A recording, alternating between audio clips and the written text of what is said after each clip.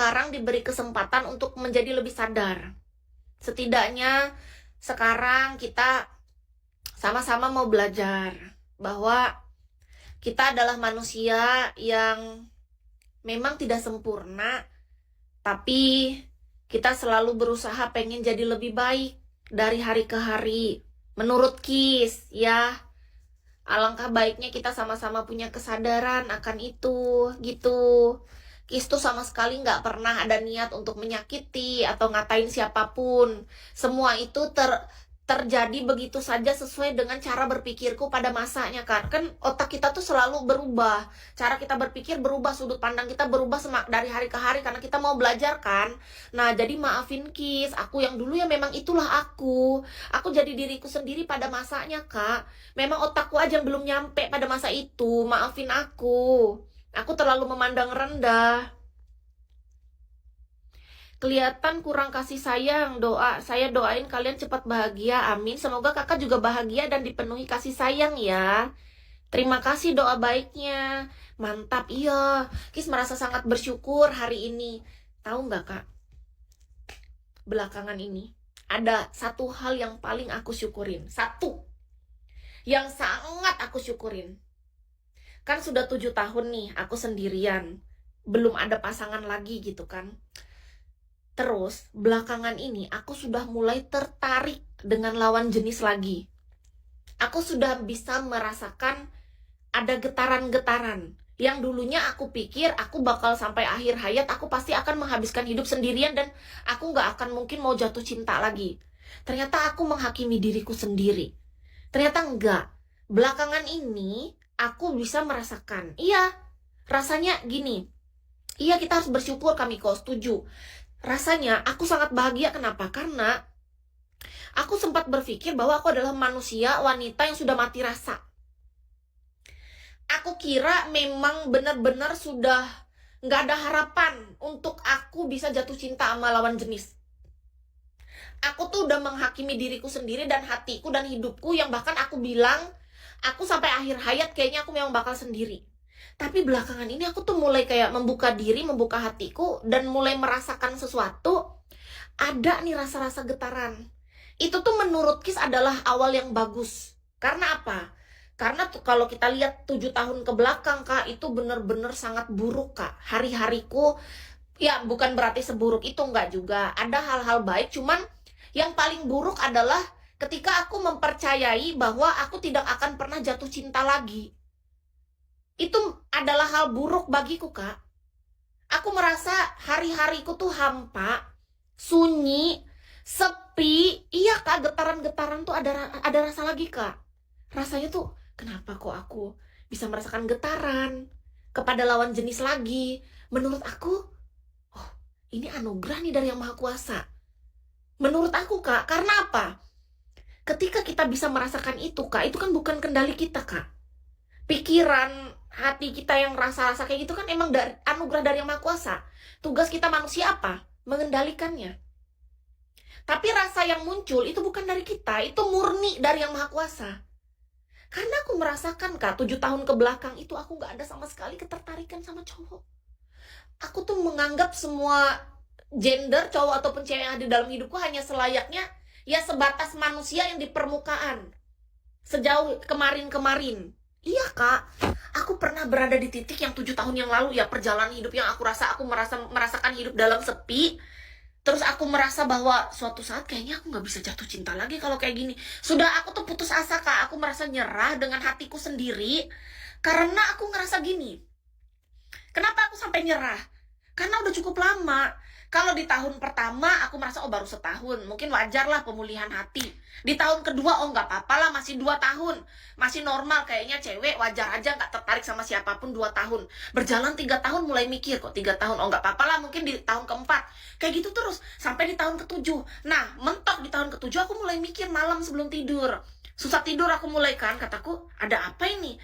Tahu-tahu ternyata terjawab doaku, Kak. Di 2 bulan belakangan ini ada getarannya itu. Aku bisa merasakan rindu, aku bisa merasakan ketertarikan dengan lawan jenis lagi. Tapi cuma kayak getaran itu kecil. Ibarat nih, Kak, kakak pernah nggak melihat orang siang, Kak, ini udah siang. Kakak pernah nggak lihat orang yang terbaring di ruangan ICU, yang dia dipakein ke sini terselang, terus sama di dadanya dipasang kayak tuh tempel-tempel, terus di sebelahnya tuh ada layar komputer. Nah, itu layar komputer kalau kurasa selama 7 tahun aku sering dulu nemenin keluarga aku di ruangan kayak gitu Kak, jadi aku tahu. Nah, jadi itu di ruangan komputer, di komputernya tuh di layar kita harus memperhatikan itu. Kalau dia udah lurus, tidak ada getaran-getaran naik turun, itu artinya dia tuh sudah tanda-tanda Kak. Kita berdoa aja itu Kak. Aku merasakan itu dengan hatiku. Aku merasakan itu Kak, dan itu cukup lama kata aku. Ada apa dengan hatiku? Aku hidup nih, tapi di hati ini kerasa kayak ada apa? Ini mati rasa apa kayak mana gitu. Kok aku nggak bisa ketertarikan, nggak bisa apa kayak sama cowok. Aku udah mencoba deket Kak, tapi rasanya aku nggak bisa merasakan kayak getaran kayak zaman dulu yang kayak gini-gini gitu loh. Kan tahu kan yang kayak di ruangan ICU di komputer, kalau kita detak jantungnya udah mulai mau lurus, kita pacu jantung kan. Pasti dokter kita panggil dong bagiannya, langsung dibantu dengan alat pacu jantung, alat apalah itu. Nah, itu ada alatnya tuh kayak setrikaan gitu Kak. Nah, mulai lagi gerak. Nah, ternyata hidupku, aku tuh butuh yang namanya kayak pemantik pemicu itu juga. Baru ngerti aku Kak. Itu persis Kak. Ternyata Kak, sakit bukan hanya bisa dialami oleh orang yang bahkan di rumah sakit atau ICU. Ketika kita merasakan terluka hati, luka batin, luka lama yang kita rasa kita biasa aja, tubuh kita nih sehat, ternyata di dalam itu luka Kak. Di dalam sini. Aku baru sadar Kak. Ternyata hatiku terluka. Aku gak ngerti. Gak bisa diganti dengan jantung yang lain. Bayangin di dalam sana yang tidak terlihat, ada hati kita yang sedang luka. Hati itu kalau kesentuh sama orang, kalau orangnya datang dia adalah penyembuh, ya bagus. Kan namanya manusia kan bukan tugasnya penyembuh. Emang manusia dokter? Emang manusia dukun, orang pintar kan bukan? Nah, ternyata cara untuk menyembuhkan yang alami, bukan depresi juga. Kalau depresi sudah terlalu tinggi ya. Karena aku masih bisa menikmati hidupku dengan bahagia, dengan happy, dan aku masih ingat bahwa ada Tuhan yang sangat baik. Beda dong. Aku cuma ngerasa bahwa dalam hal satu, nggak dalam segala hal. Kalau manusia depresi menurut Kis ya, ini pandanganku aja. Orang depresi, dia udah putus asa dalam segala hal. Dia tidak punya semangat hidup dalam segala hal. Sedangkan Kis, aku cuma dalam satu hal. Poin dalam hidupku. Tentang cinta. Dari dulu hingga detik ini nggak ada perubahan Kak. Hanya tentang cinta. Kalau dalam hal lain aku masih semangat dalam hidupku. Aku bekerja masih berjalan dengan baik. Aku berpikir masih berjalan dengan baik. Aku bersosialisasi satu sama lain. Aku mengerti perasaan orang. Aku mengerti kondisi orang. Kalau orang lagi bekerja, orang interaksi sama aku, orang sosialisasi, aku ngerti. Cuman satu Kak. Dalam hal percintaan. Itu yang aku rasakan yang paling fatal. Dan ternyata penting. Iya, Kis ngerasain itu Kak. Jadi manusia itu kalau orang sampai ke tahap depresi, apalagi dia masuk sampai RSJ atau apa, itu karena dia sudah nggak bisa mengontrol dirinya dalam segala hal. Sedangkan Kis, aku merasa dalam segala hal lainnya tuh aku bagus saja. Aku cuman terkena di dalam hati sana itu hanya dalam masalah cinta. Cinta. Aku sangat yakin mengatakan ini Kak, karena aku yang menjalani hidupku 7 tahun belakangan ini dalam kesendirian. Dan aku ngerti banget rasanya bahwa ternyata yang membuat aku luka itu tentang percintaan. Cuman itu yang paling lelah rasanya dalam hidup. Beneran. Rasanya tuh ketika aku sadar sekarang, aku dulu tuh menyedihkan banget dalam hal cinta.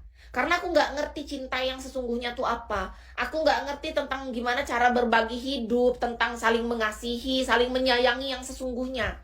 Aku gak paham tentang itu. Nah sekarang ketika udah sadar, aku baru paham. Manusia yang pernah berada pada fase kayak sakit, kayak tadi orang di rumah sakit yang di ICU, yang dia ada komputer, dia butuh yang namanya sedikit kayak di apa, alat pemantik lah Kak. Kayak ini Kakak tahu nggak kompor yang ada pakai alat pemantik gini, tep, nyala apinya kan. Nah aku butuh itu. Aku butuh itu. Kita harus pantik-pantik gitu, biar nyala apinya. Ternyata selama ini aku padam hatiku di dalam sana. Aku tidak punya keinginan, kalau misalnya dia kompor kan tinggal ada pemantik, dia tinggal pemantik gitu, nyala. Aku manusia, aku bisa lari, aku bisa kabur, aku bisa nggak menerima orang yang pengen memantik api itu ke aku. Karena aku manusia, aku pengen mengendalikan otak dan hatiku. Itu bedanya. Orang datang ingin memantik aku aja, aku pengen lari. Karena aku nggak memberi kesempatan orang untuk melakukan itu. Kesalahan terbesarku itu, Kak. Sekarang aku nggak mau lari lagi. Ternyata aku butuh itu. Nggak lari lagi aku sekarang. Iya, iya betul Kak, makanya kita hidup di dunia, boleh kita hidup penuh cinta, tapi nggak berlebihan. Tetap kita tujuan utama kepada Yang Maha Kuasa, itu aja. Kalau nggak nanti kita hancur. Hmm. Ayo boleh Kak Jimmy ini IG Kis. Hubungin Kis nanti ke nomor WA di sana kalau kakak butuh mau ketemu atau mau massage.